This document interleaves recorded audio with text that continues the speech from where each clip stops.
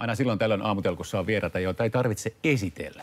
No tänään on yksi se. Remu, tervetuloa. Tämä on uudet herätysjuhlat näin aikaisin, kun tämmöinen synkkä ilma, niin täällä kun on noin paljon aurinkoa, niin tässä herää niin kuin ihan oikeasti. Etkö sä yleensä herää tähän aikaan? Vai? Ei millään, kun tämä kaamos on niin kauhia. Niin, no lokakuu on raskas. Hei, mitä kuuluu? Miten me sanottiin ennen vanhaa ihmistä, että kukko luuruu. Ja, mutta kerros vähän, miten menee. Sä muutit pitkän tauon jälkeen Helsinkiin takaisin vuosi sitten. Joo. Sanotaan, että nämä yksinkertaiset hippaa monta kertaa tullut vähän aika paljon kilometrejä, kun nämä siirrot tapahtuu nykyään, niin sille aika, että menee aina pitkä aika, 20 vuottakin, niin se on aika pitkä time Porvoossa. Ja nyt mä tulin takaisin tänne stadiin ja varmaan ympyrä meni noin ja sitten jotenkin se on kivempi fiilis, kumminkin kaikki asiat on niin enemmän tässä. Vaikka ei enää stadiossa silleen niin kuin se oli ennen. Onko se vähän eri kuin mitä se oli silloin? No joo, stadiosta on hävinnyt spiritti. Ai, millä tavalla? No kun ei ole henkeä, kun ei voi olla henkeä, kun on niin eri paljon uskontoja. Ai, okei. Okay. Se voi olla johtuu niistäkin. Niin, saattaa olla. Niin hei, paljon... oot täällä sen takia, että tulee uutta musaa, on uusi elämänkerta. On tuossa pitkä aikaa tehty iskelmää ja tämmöistä Suomi kansanmusiikkia, valssia ja tuommoista näköistä erilaisia musiikkia. Tietenkin se on kiva hyppää aina välillä toisiin aatoksiin ja sitten yhtäkkiä. Ja sitten kun jossain vaiheessa, kun ajattelin käymään tekemään rockikeikkoja, mä ihmettelin, kun on niin paljon ihmisiä. Sitten mun jotenkin tuli vaan semmoinen tsibuna, että tsibuna tarkoittaa kipinä. Yes. Hyvä, että käänsit. No niin, pitäisi tehdä, jos tehtäisiin vielä yksi rockilevy, niin mä ajattelin, että sitten kun mä tietysti, kun mä oon aika määritellyt tavallaan semmoinen pahvipääkin oikeastaan, kun mä kuuntelen radioakin, niin mun mielestä tulee niin saatana huonoa musaa. Ja nykyään niin tää Suomen musiikki niin on mennyt vähän tälleen kummallista. Täällä on niin hyviäkin artisteja, yksi mainitsemaan se, mikä Saara Aalto, mikä mä joskus tapasin sen pikkukimman. Mä sanoin, että susta tulee kuuluisa mutta se, kun se oli liian hyvä, niin Suomessa ei tule. Se pitää hakea jostain muualta se kipinä.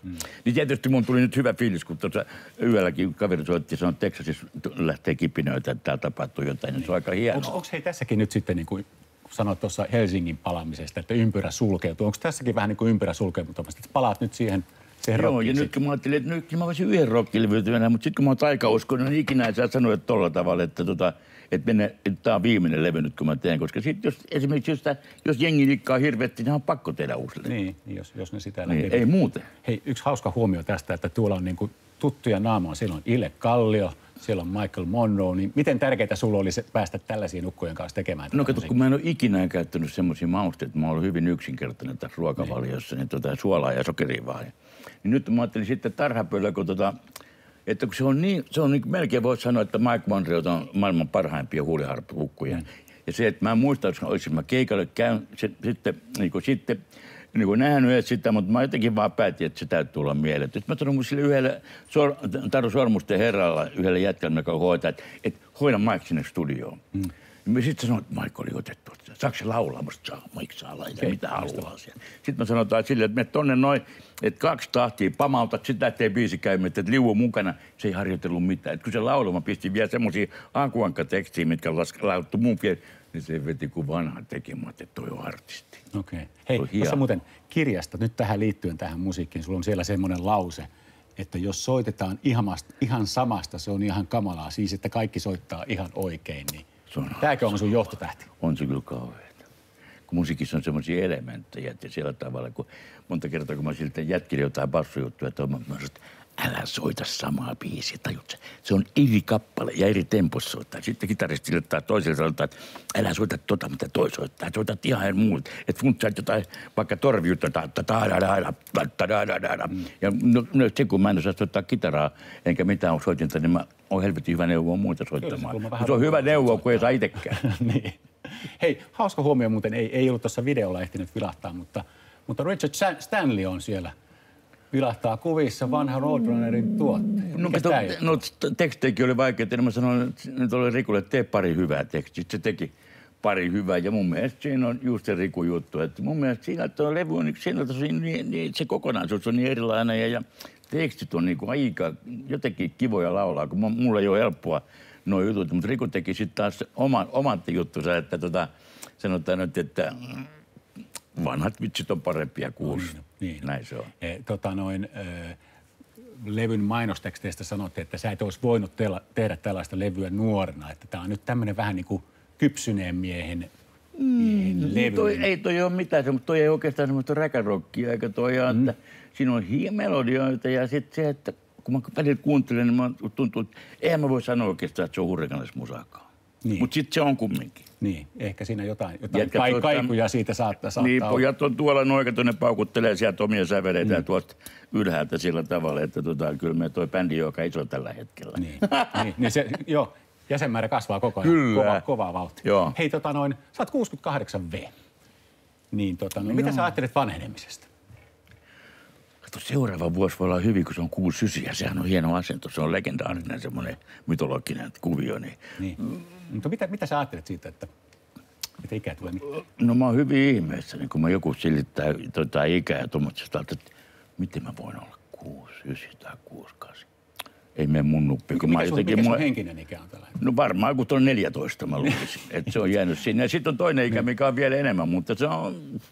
Yleensä se voi olla näinkin, että ihmisillä on, se riippuu ihan tilanteesta, että miten osaa suhtautua toisiin ihmisiin ja kaikkeen. Niin kuin, säkin olet niin kuin helvetin lapsen. Meillä on helvetin helppo kommunikaatio, kun tämä kemiapelaisuus on niin paljon semmoisia piirteitä, missä mun hyvissä kavereissa on, vaikka ei me olla hirveästi pelattukaan samassa pelissä, mutta kumminkin se on samalla me katsomassa tai kentällä. Niin.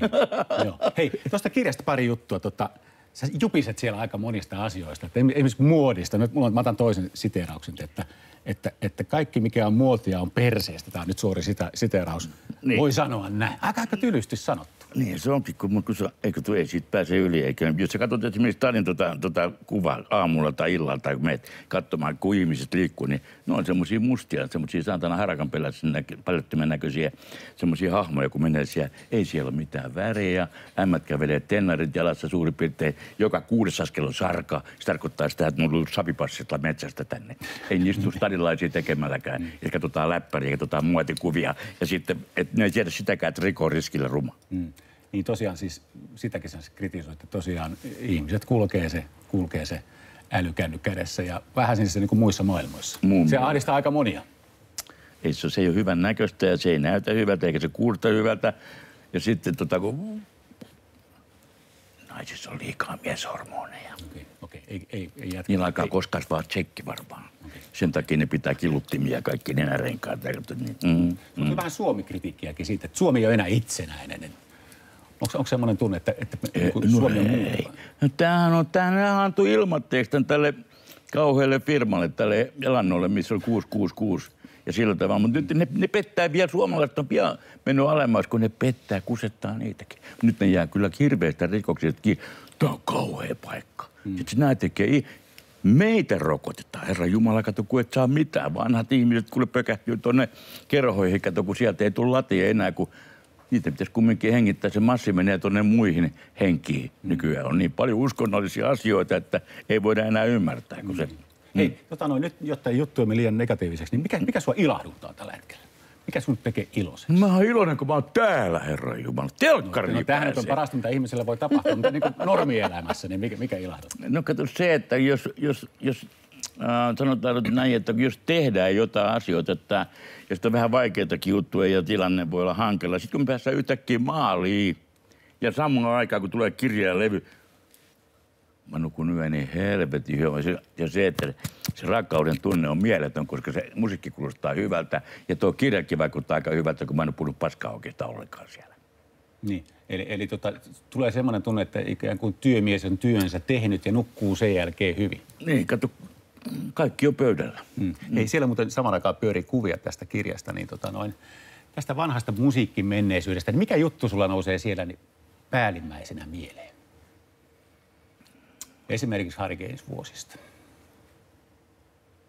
No kaikista tietysti tuommoinen traditionaali oli siihen aikaan todella hieno, kun otettiin aina mustikkamalla juhannus. Se oli aina, mä en muista, oliko se 7 tai 8 kertaa. Se oli hienoa aikaa. Se oli todella hienoa aikaa. Stadiskin tapahtui jotain. Nyt ei, kun te näyttää seurasaaria virkkuu koukut ja pitsin nypeläämistä ja se menee silleen, että nuorisille ei varsinaisesti ole mitään. Sillä tavalla.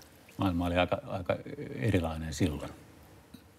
Stadi eli niin kuin sillä tavalla, että ihmiset oli kipinää, kun ne ui saatana pommilla sinne Hei, nyt vielä semmoinen pitää kysyä, kun sen tästä stadista puhuttiin, niin olisiko susta tullut sinä, ellei sä olisi sellaisista karuista oloista, eli köyhistä oloista ja junavaunussa lapsuutesi viettänyt?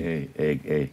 Eikö tuomme pikkujätkänä, kun oltiin mutsikas Notskilla joskus juhannuksen, sanot, voi Henry rakas, että ei tästä pääse kuin ylöspäin, että ei tule varmaan ole tällaista, kun oli aika vitsit vähässä, kato, niin sieltä on hyvä mennä näin.